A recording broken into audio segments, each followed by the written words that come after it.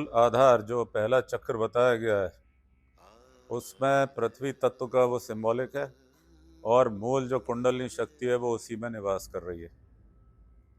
तो मूल जो भी आपको प्राप्त हो रहा है, ऐश्वर्य या धन, स्वर्ण, सब पृथ्वी के गर्भ से ही प्राप्त होता है। तो मूला शब्द में समस्त जो है अर्थ शामिल हो जाते हैं।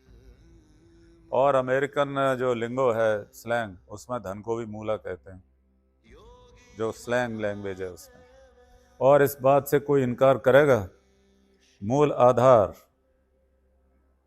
जिस समय आपके पास पर्याप्त धन है तो आपका मूल आधार सशक्त हो जाएगा, आप निश्चिंत हो जाएंगे। फिर आप स्वाधिष्ठान चक्र की तरफ जाएंगे। स्वाधिष्ठान मतलब स्वयं का अधिष्ठान या स्वयं के रहने की एक बहुत बढ़िया अच्छी जगह समस्त सुविधाओं से युक्त आप बनाने में समर्थ होंगे। उसके ऊपर चढ़ेंगे तो आपको मणिपुर चक्र का ज्ञान प्राप्त होगा। इस जगत में जितने भी सुंदर वस्तु हैं उन्हें मणि ही कहा जाता है, वो सब आप प्राप्त करने के अधिकारी होने लगेंगे। पर्याप्त धन है, शानदार रहने की जगह, तो मणियाँ भी आने लगेंगी।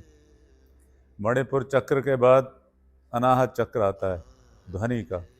फिर चूंकि आप धनी भी हैं, धन होने से आपके अंदर विशेष तेज और सौंदर्य लोगों को दिखाई देने लगेगा और उनकी आशाओं के आप केंद्र हो जाएंगे कि शायद हमें भी कुछ मिल जाए। या मैं ये भी बोलना चाहूँगा कि एक संत और धनी आदमी में ज़्यादा फर्क नहीं होता। संत यदि खुश होगा तो आपको आशीर्वाद देगा, धनी व्यक्ति खुश होगा तो वो आपको धन देगा, जो किसी आशीर्वाद से कम नहीं है।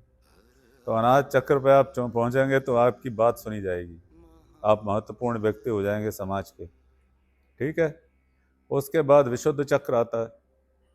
जिसके पास पर्याप्त धन है, जिस पे मणियाँ आ रही हैं, जिसकी बात लोग सुन रहे हैं, तो उसको लोग शुद्धतम ही मानेंगे। उसके अंदर फिर उन्हें कोई कमी तो दिखाई नहीं देगी, वो तो शुद्ध स्वरूप में स्थित हो गया।